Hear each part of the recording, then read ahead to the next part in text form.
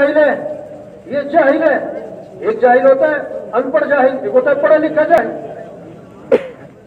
جو آدمی نہیں جانتا کہتا ہے میں نہیں جانتا، یہ ان پڑھ جاہل، یہ چھوٹا جاہل. جو آدمی نہیں جانتا کہتا ہے میں جانتا ہوں، یہ بڑا جاہل. آج جہالت ہے. پیسہ ہوگا تو کام بنیں گے، عہدہ ہوگا تو کام بنیں گے، حکومت بدلے گی تو مسئلے حل ہوں گے، مال آئے گا تو پھر ہماری ضرورتیں پوری ہوں گی. یہ جھوٹ ہے، یہ دھوکہ ہے. مسائل حل کرنے والا کون ہے؟ حالات بنانے والا کون ہے؟ خوشیاں دینے والا کون ہے؟ امن قائم کرنے والا کون ہے؟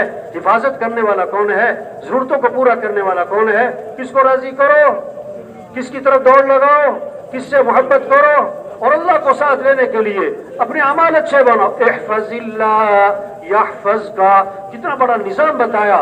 تم اللہ کے دین کی حفاظت کرو، اللہ تمہاری حفاظت کرے گا. اللہ تمہاری حفاظت کرے گا. تم اللہ کے حکم کی حفاظت کرو، اللہ تمہارے ساتھ ہوگا. اللہ کو ساتھ لو بھائی.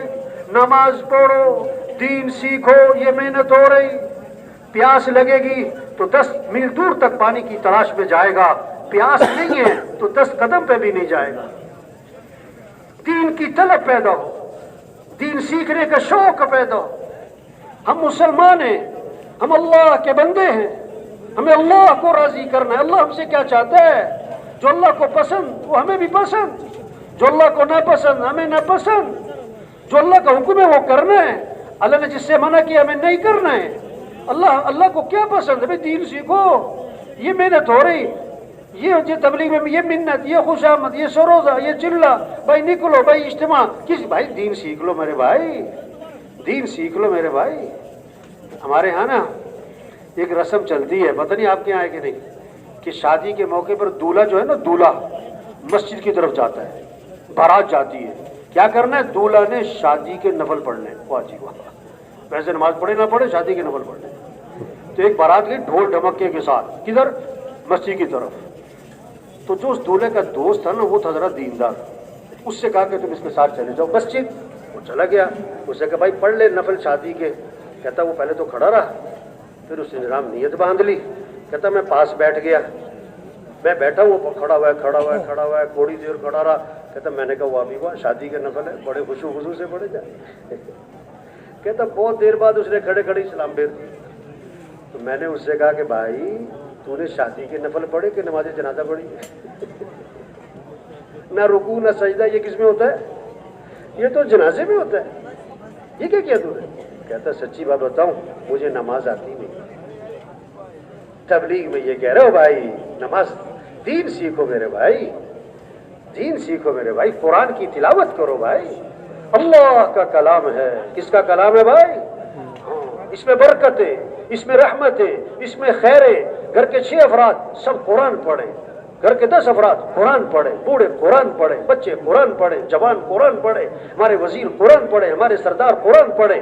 قرآن سے گھر میں برکت ہے، گھر میں رحمت ہے، گھر میں خیر ہے، گھر سے نوستیں ختم، شیطانی اثرات ختم، مصیبتیں ختم. قرآن پڑھو. یہ محنت ہو رہی بھائی، قرآن پڑھو. آپ صلی اللہ علیہ وسلم نے فرمایا ہر چیز کا ایک دل ہوتا ہے، اور قرآن پاک کا دل سورہ یاسین ہے.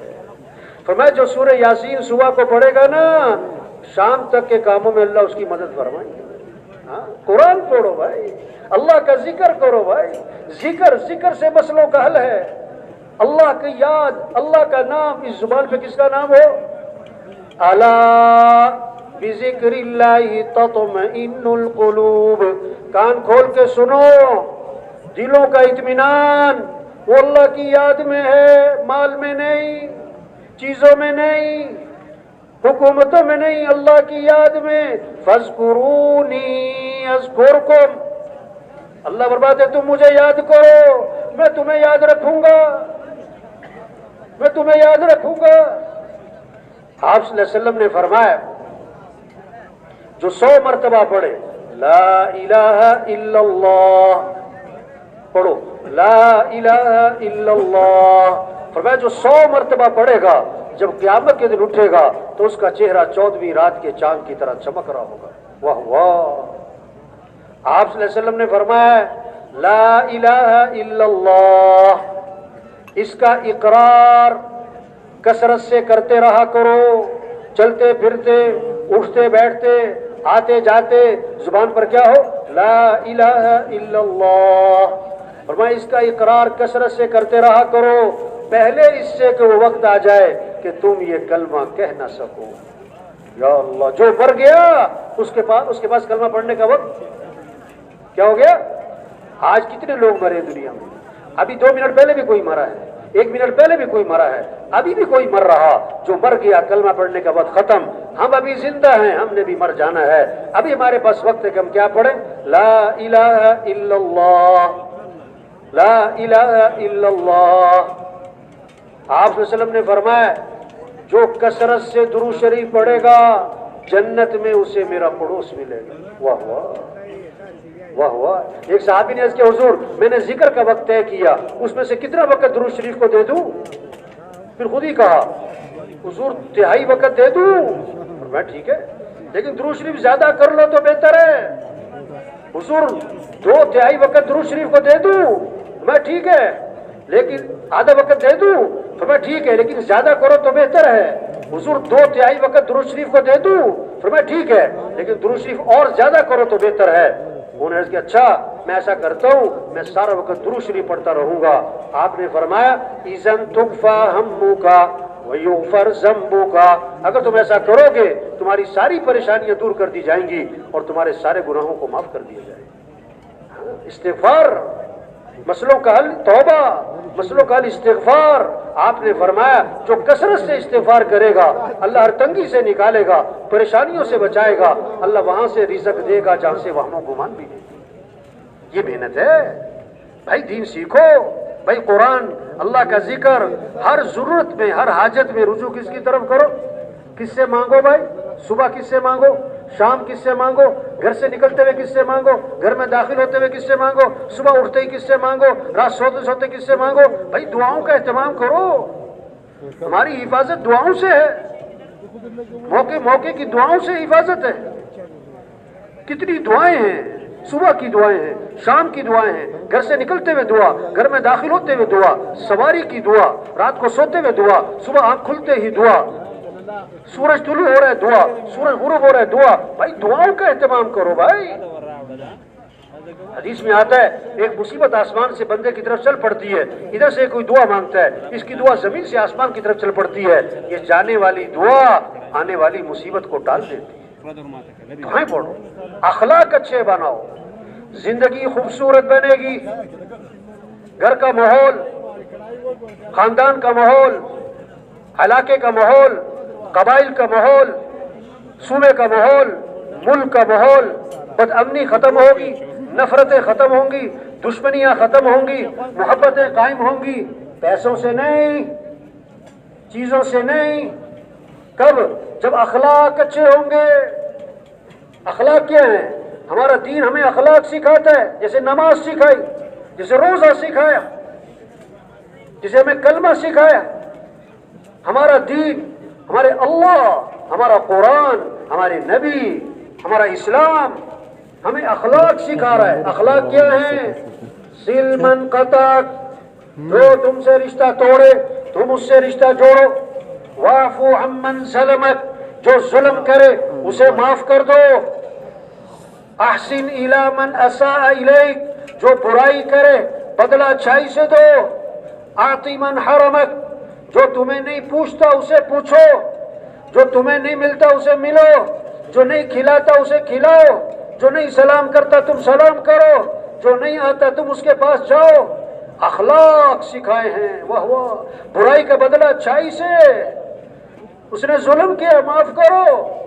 حضور صلی اللہ علیہ وسلم تشریف لے جا رہے ہیں، آپ کے گلے میں چادر، اس کا کنارہ بہت موٹا، ایک بدو آیا دیہاتی، ادب آداب سے واقفیت نہیں ہے، ادب آداب کا پتہ نہیں ہے، اس نے آپ کی چادر کا کنارہ پکڑا اور زور سے کھینچا، فجبزہ جبزۃ شدیدہ، اتنی زور سے تو چادر جو کھسکتی بھی گئی، آپ کی گردن مبارک پر رگڑتی بھی گئی، آپ کی گردن پر اس کے نشانات پڑ گئے، ایسی زور سے اس نے چادر کھینچی اور آگے سے کہتا ہے اللہ نے جو آپ کو مال دیا ہوا ہے اس مال میں سے مجھے بھی تو کچھ دیں۔ ارے کتنا پھونڈا طریقہ ہے بھائی مانگنے کا، چادر کھینچ کے زور سے مجھے کچھ دو۔ نشانات پڑ گئے آپ کی گردن پر اتنی زور سے، کتنا سخت اس کا انداز ہے. اللہ کے نبی کا رد عمل ہوا. اللہ کے نبی نے حدیث کے الفاظ ہیں فَالْتَفَتَ إِلَيْهِ فَضَحِكَ، آپ صلی اللہ علیہ وسلم نے اس کی طرف یوں التفات فرمایا اور آپ مسکرانے لگے. کیا کرنے لگے؟ اور صحابہ سے فرمایا اس کو کچھ دے دو. کیسا خوبصورت دین ہے، کیسی خوبصورت تعلیمات ہے. یہ جھگڑے ختم ہوں، یہ دشمنیاں ختم ہوں. ہمارا دین یہ سکھاتا ہے.